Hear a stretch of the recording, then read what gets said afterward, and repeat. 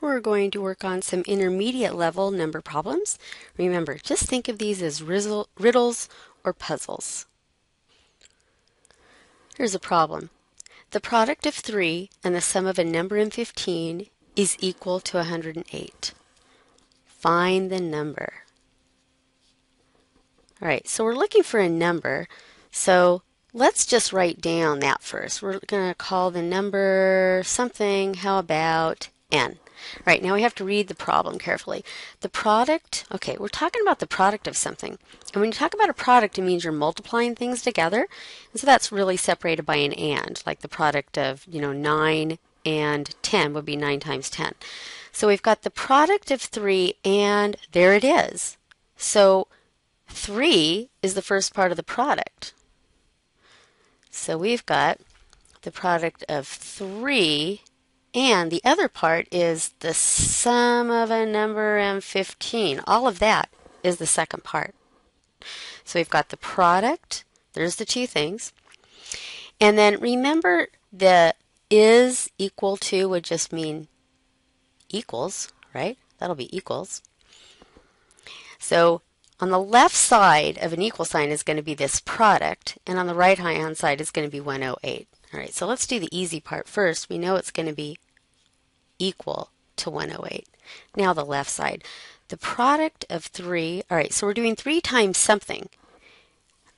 But it's a little bit trickier because instead of just 3 and, a number, it's 3 and the sum of a number. Now the sum also has two parts, doesn't it? Like the sum means you're adding two things together. So in this case, here's the word and of a number and 15. So for the sum, we have a number and 15. So we need to multiply 3 times the sum of a number and 15. We're going to need parentheses to show that. 3 times, here you need to put that in parentheses, the sum, right? So 3 times something in parentheses, which is a number and 15. Since the number is n, we could put an n for the number and 15 for the other part. So here we have it. We now have a product. 3 times something, which happens to be a sum, is equal to 108. Now, there are different ways of solving this. Why don't you try solving it by putting the video on pause and then coming back. Okay, like I said, there's more than one way to solve this. I'm going to do it by simplifying the left-hand side first by doing the distributive property. Remember to do that, we distribute the 3 into both things in the parentheses. So that'll give me 3n plus 3 times 15 is 45 equals 108. Now we need to isolate the 3n, so I'm going to subtract 45 from both sides.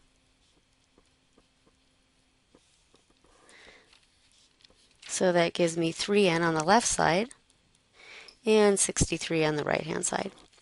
And then we could divide both sides by 3 so that we're able to solve for n, which is going to be 21. All right, now remember, it doesn't say find n, it says find the number. So it looks like the number is 21. Okay? So I'm going to write that down. The number is 21.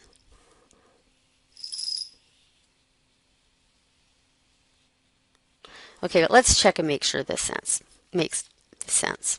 It says the product of 3 and the sum of a number and 15. Well, we're going to do 3 times something, right? So let's do our little check over here. We're going to do 3 times something, and that's going to be the sum of the number and 15. So we need to figure out what the number, which is 21, and 15 add up to. So if I do 21 plus 15, I have 36. Okay, so it says that would be 3 times 36, right? And we could do that. 3 times 36 is 108, and yes, it was supposed to be 108. So it seems reasonable that the number is 21. Now I'm going to take this same exact problem, our original equation we came up with, 3 times n plus 15 equals 108. I'm going to solve it one other way, which is also perfectly fine. So you have 3 times n plus 15 equals 108. This is just an alternate way to solve this equation. Instead of doing the distributive property, if you want to get what's in parentheses just to be on the left-hand side, I could begin by just dividing both sides by 3 to cancel with this 3, because you can only cancel if things are multiplied, right?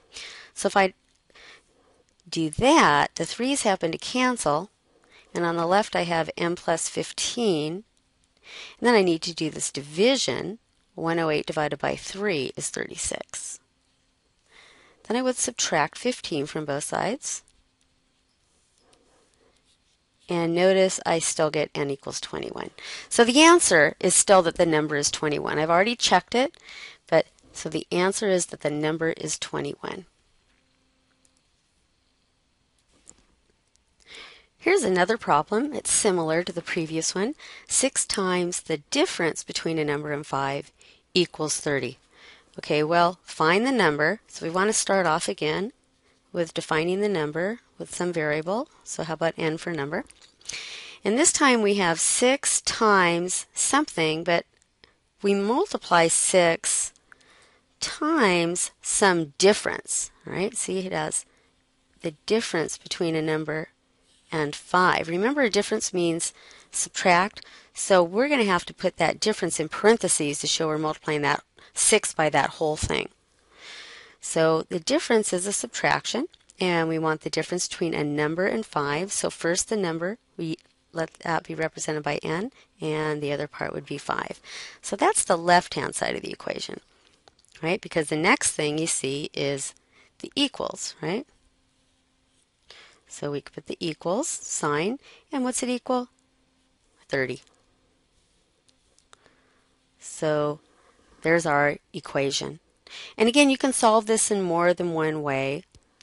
How about if we do the distributive property? We have 6n minus 30 equals 30. And then I have to add 30 to both sides.